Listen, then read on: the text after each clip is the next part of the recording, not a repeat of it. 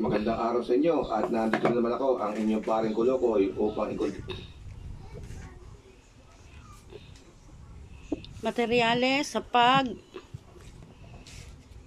repair ng gulong, sa butas ng gulong. Yan, umpisahan natin. Yan po ang mga gagamitin. Una, bombahan muna ang gulong. Yan. Para yan, ganyan po ang pagbobombang ginagawa. Tinutulungan lang natin siya kasi kailangan niya assistant. Pagbutihin mo. Yan po. Pag medyo matigas na at nakapa mo na yung butas, kung saan sumisingaw, doon yung tatapalan.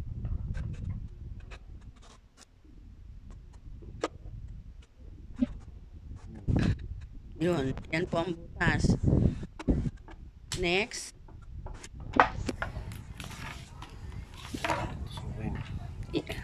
Yan. Gagamitan ng parang screw para maging wrap yung loob. Magkaroon ng gas-gas. Yan. Labas-pasok. Then, pag medyo okay na at nakita na yung butas, then next, yung needle po. Needle. Okay. Lalagyan natin ng grease. Rubber grease.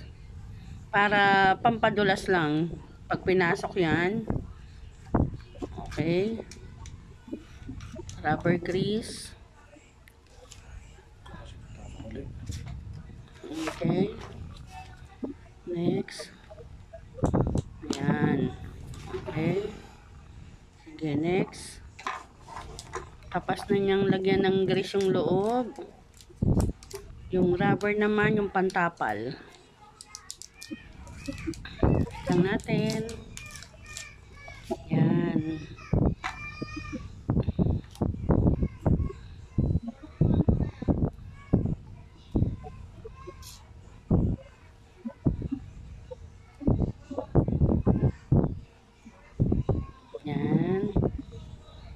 Maliit lang.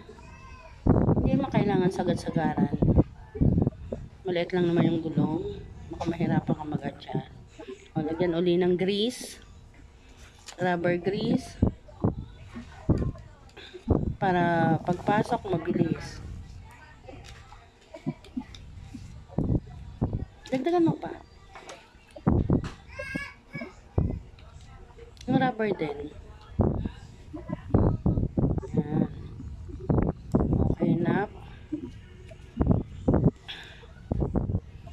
Alalay lang sa pagpasak, dapat hindi babaon lahat. Okay. Sige. Diretso lang. Oh, okay. Ito okay na. Kung saan naman yan magbibiyak naman yan, hold mo yung rubber.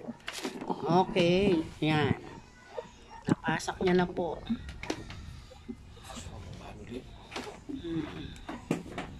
Takban mo na to.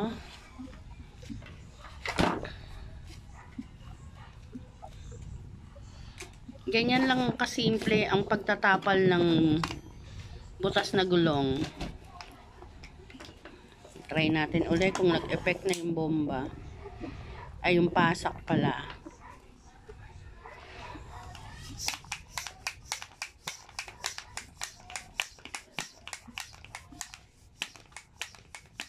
Yan po ay gulong ng scooter.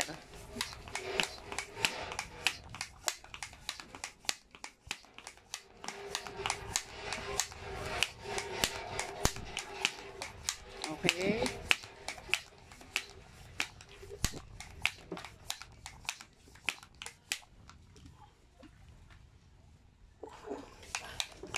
Konti pa.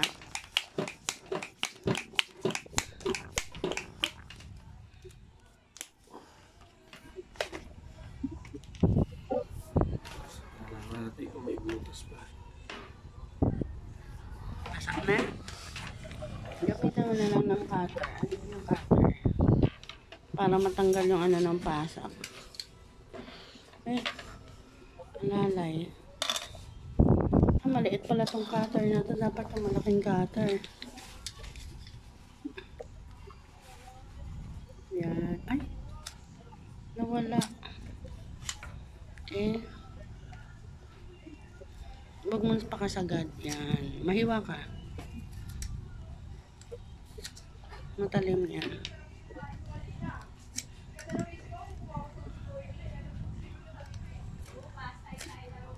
Pangit. Okay, hindi. Tama na yan. Mapuputpud naman yan. Yan, tapos na po. Ganyan lang kasimple. Okay. Tingnan mo, may butas pa. Testing natin kung may butas pa. Ganyan po kasimple ang pagbabaran. Pagpapasak ng goma sa butas ng gulong. Yan lang, messy. Nagbasa na dito.